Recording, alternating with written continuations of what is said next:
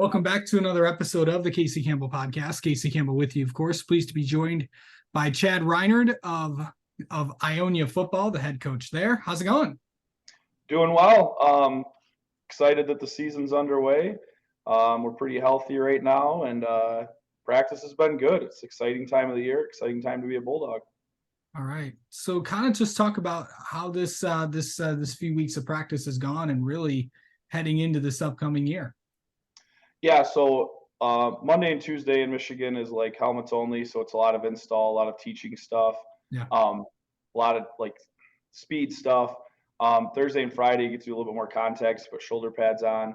Excuse me, Wednesday and Thursday you get to put more shoulder pads on, do more contact, and then Friday was our first full contact day. Went really well. The film was pretty good from practice. Saturday we had our inter squad game, which was great. It felt like a real game. We did special teams. We have very fortunate this year. We had pretty much two deep at every position, so we were able to split the teams pretty evenly. My team unfortunately lost. It was the blue team, and we lost by 3. So me and the coaches that were on the blue team had to run hundreds yesterday. I'm pretty sore from that. I hate to admit, my hamstrings are pretty sore. But the best part about the inter squad game is it was intense, and it's always hard to tell. It's hard to learn about your team until you get into those game-like situations. And I feel like we learned a lot about our team, good and bad, from Saturday. And that's nice to know when you're in your first week. So nice to know where you're at, things you got to work on. That's what we got Saturday. Sunday was just film and weights. And then yesterday was big special teams day. And we're back to, like I said, kind of a regular schedule now with afternoon practices going forward. So. Yeah.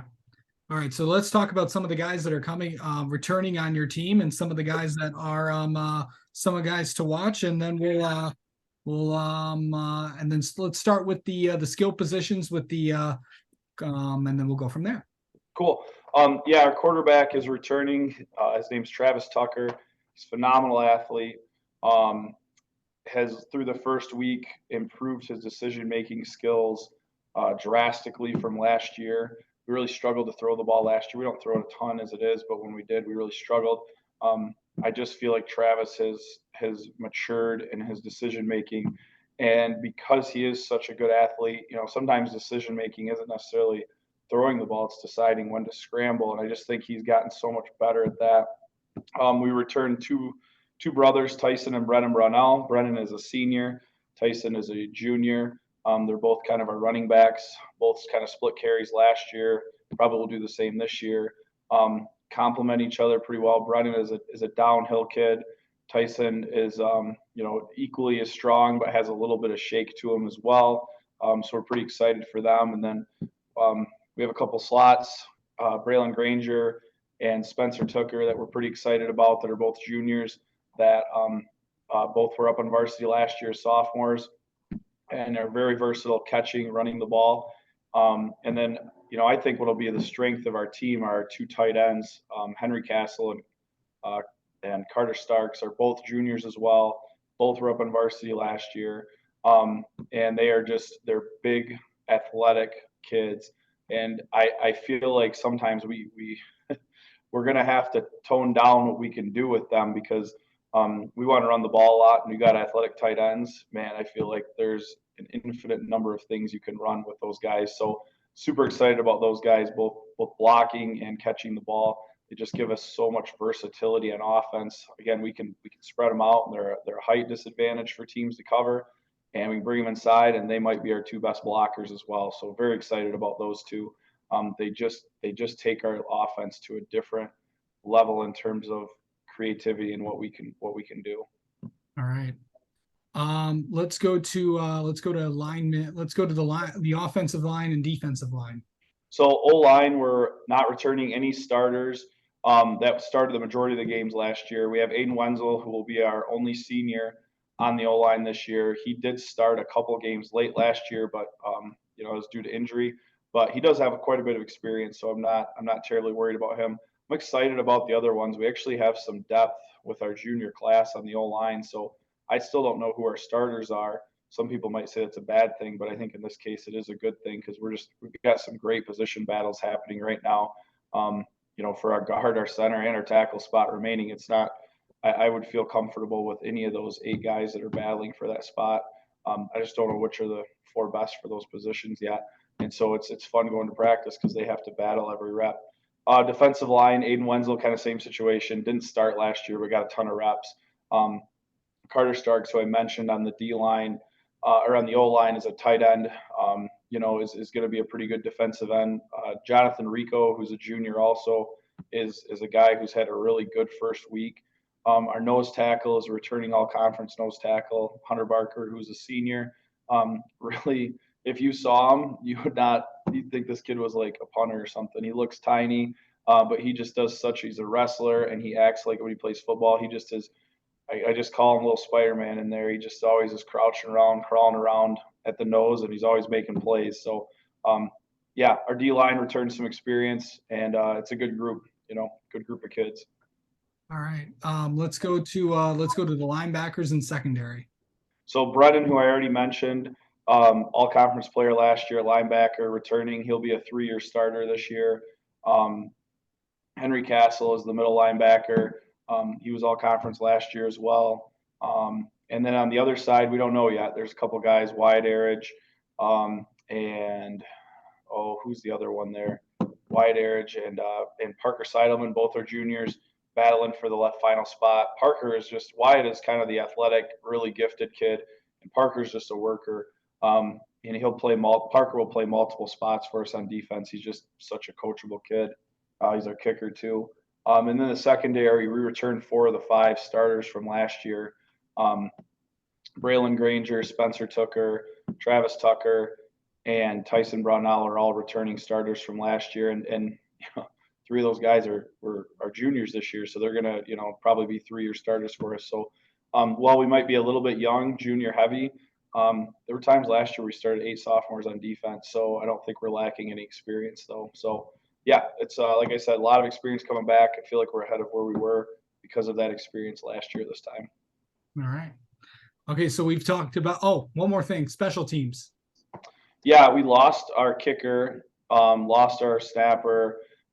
We were honestly terrible in special teams last year. That was kind of my it was my fault, but it was kind of my switch in how we're doing things this year as we're emphasizing special teams a lot more in practice because we have to. I think it probably cost us 3 games last year. So we return those specialty players, but I think we'll be significantly better in special teams this year. It's been a priority all summer and in practice here. So excited about that. Parker's a good kicker. I mean, we'll be able to kick field goals this year, probably inside 35 yards, and feel comfortable with it. So. All right. Now we've talked about the kids. Let's talk about the schedule. And of course, starting it off August 25th at Belding. And then, of course, you'll head August 31st home against Eaton Rapids. September 8th at Portland. September 15th home against Olivet. September 22nd at Charlotte. September 29th at Lansing Sexton. October 6th home against Lansing Catholic. October 13th home against St. John's, and then finishing out the season October 20th at Odessa Lakewood, finishing out the regular season. So Chad, pretty good schedule, of course, and then we'll obviously some new faces to the league, at least on your side of the division in the white. Just how excited are you to welcome 2 new teams in, and it's a pretty good schedule to start off with.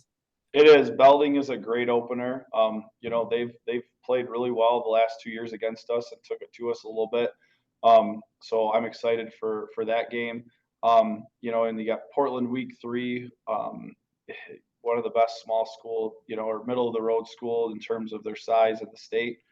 Just always do everything right. And that's a tough game. Welcoming, we've always played Lakewood. It's always been our closing game. So even though they're in our conference now, that one's not a new addition, but Olivet is a team that wins 7, 8, 9 games every year, and now they're in our conference. So that's a huge addition in terms of strength of schedule.